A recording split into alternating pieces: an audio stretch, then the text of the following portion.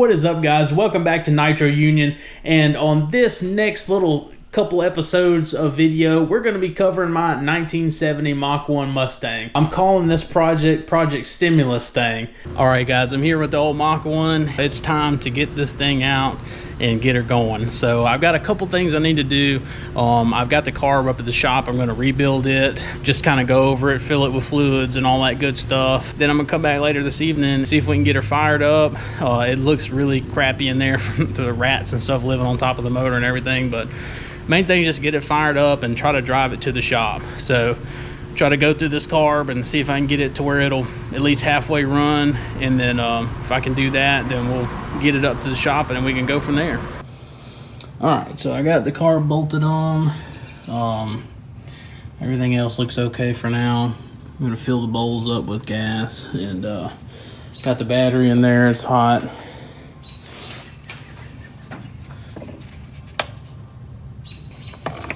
And I'll fire right up. So hit the key. Whenever I hit this key, you'll hear the whining noise. It's not a fuel pump. It's actually my little vacuum pump that I tried. Man, the rats or whatever have really wrecked the inside of this thing. Sad. But anyway, I'll clean it up. But yeah, let's hit the key and try. Yeah, a little vacuum pump. Tack light works. Oh, tried.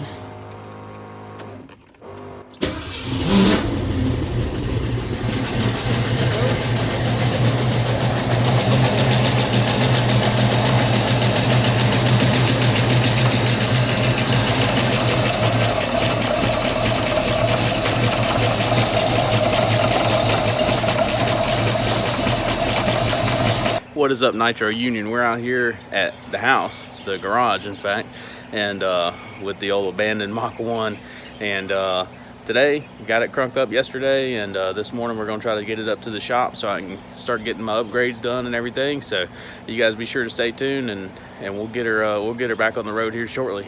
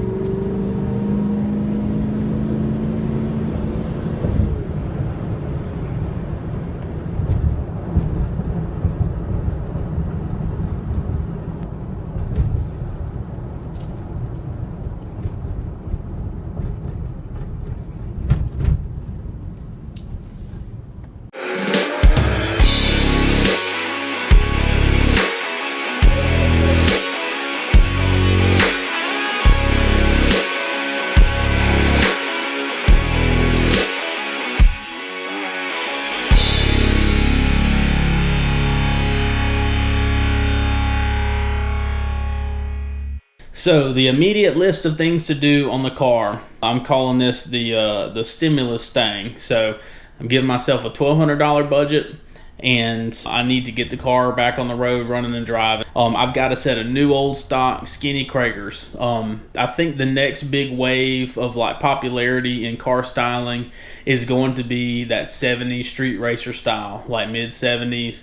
Kragers, Super Trick, center lines, that type of thing. That's kind of where I see everything going, and I love that style, so I kind of want to lean this car towards that direction. So I'm just going to order a set of rear 8-inch rears to match that. So we're going to swap the wheel package over to that, wheels and tires. I've got a new ignition system, MSD ignition system for the car. Not new, stuff I been picking up at swap meets for the past 7 years in anticipation of getting this car back going. So I've got that ignition system to go in it because we just never did get the car to run right. Back whenever we had it running, like it was just a turd, honestly, and like it just never seemed to act right. I want to try to remedy all that. So we put this little Root supercharger on it back in the day, and we couldn't get a Holly to fit on it because of where the feed line is. So we ended up putting like a Carter Competition 750 on it. So I'm going to try to rebuild the car, do the ignition system, wheels and tires, fix some electrical issues that the car has had. I need to fix whatever the ticking is in the valve train, and a few other things, and hopefully then we'll have it back on the road. A little bit of backstory on this car. I got this car in 2003. 69 or 70 Mustang was my dream car. I was really started out in high school, and I knew I wanted to work my way up to one of those. Dad had found me a little Volkswagen Beetle and got a killer deal on it, and fixed it up, and that was kind of my little high school ride there for about a year. Drove it back and forth to high school, kind of put it in a couple little shows and stuff like that. The whole idea was to get that car, get it running good and everything, put it up for sale, and start getting some money towards getting my Mustang. I put it up for sale on the Samba. Guy came from Houston and offered me $29. I should have held out for a little bit more money, but anyway, I took $29 for the car, and then the search was on for a Mustang. So we started hitting all the cars that we knew that we'd spotted from riding back roads and Dad had seen or heard of over the years, and it took a little bit to find one, but we finally stumbled upon my car, which is a 70 Mach 1 down in Kentwood, Louisiana, about 25 miles south of us. We ended up getting that car, made a deal on it. I had saved up my money. I took my $2,900 for my Beetle and saved a little bit more here and there. Put it all together and finally able to scratch up enough money, made a deal on this car, brought it home, and then it was like, well, the car needed to be restored. It was a solid car to start with, but it wasn't quite driver ready. We ended up getting it running, so we knew the drivetrain was okay, but it needed floor pans pretty bad and stuff like that. So then it was a matter of, okay, we got to get this thing restored. So we started kind of piddling with it, working on it, taking it apart and stuff like that. Took all my graduation money and everything I'd saved and went over to Greenville, Alabama to Magoo Mustang. And man, they hooked me up. I bought everything I needed to restore the car. Floor pans, whatever body panels I need, like some lower quarters, all the interior stuff, everything. One-stop shop. They're awesome people, and they have an awesome place. If you're ever looking to restore a Mustang, check them out. But so they hooked me up. So came back over here, and then the next few years kind of commenced to building this car. I got involved in the dream to chase rock and roll as a living. So I hit the road with my band, and I was fairly absent for the next several years. And the whole time Dad was here, whenever he'd get a chance to, he'd work on this car, and of course I'd pop in and put in a couple days and then would have to leave again, or I was just doing other stuff. I wasn't as interested in cars at that time. Fast forward to like 2010, the car was pretty much done. So once he got it painted, then it was, nothing left to do but cruise the car. We stuck a big cam that we had sitting in the shop in it, and just to give it some thump, and I cruised it around and went to a few shows. I loved it. I was driving my dream car, and I owe so much to Dad. Because like I said, I really can't take any credit for building that car. I helped out a little bit here and there, and he killed it on that car and just got it knocked out. So, 2011, we cruised it around a little bit when I was in town and everything, and then it got parked for about a year or two, and then got it back out in like 2013, 2014. He had picked up a little Roots, like little YN Roots supercharger setup, swapping and trading or whatever. So came back up here and put that on a car, and the car just never did run right. Like, it never ran great. It was always just kind of a turd, you know, which was all right. I mean, that's all it needed to be. It did run, you know. So I drove it to a few shows, probably put a couple 100 miles on it, you know. So we put that little supercharger on it, and then we started having ignition issues. So it developed a tap in the top end, or what I thought was a top end.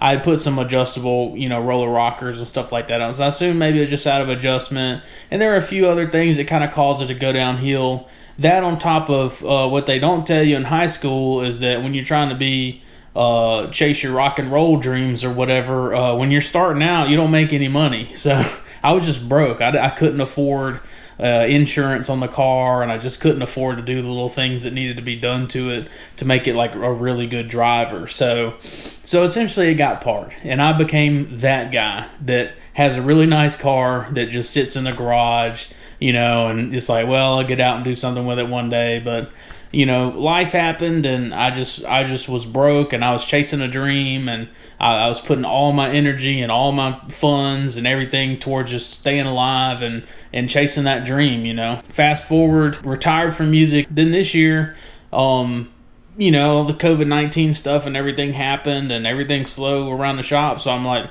hey, let me get my Mustang out, you know, spend about a week on it, do little things that I wanted to do. I've been gathering up parts for the past 7 years to fix the stuff that was wrong with it, you know, stuff at swap meets. So that's what I did. We're dragging it out of the garage. I have a list of things to do to it. I'm hoping that we'll be able to do justice to the car and do justice to Dad, all the work that he put into it, and do justice to myself so I can enjoy my dream car.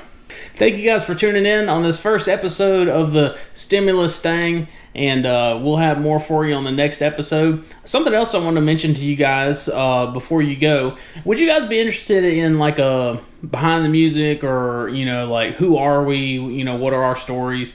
I can kind of sit down and just give you some background of Dad and who he is, and, you know, where he comes from, what's his background in cars, some of his old cars and stuff like that he's had. And the same thing with me, and hopefully I'll get to introduce my brother to you guys too. He's a unique character, but if you'd be interested in a video like that, comment down below, and we'll get that done for you. And while you're there, be sure to subscribe, like the video. Thank you guys so much. Tune in next time.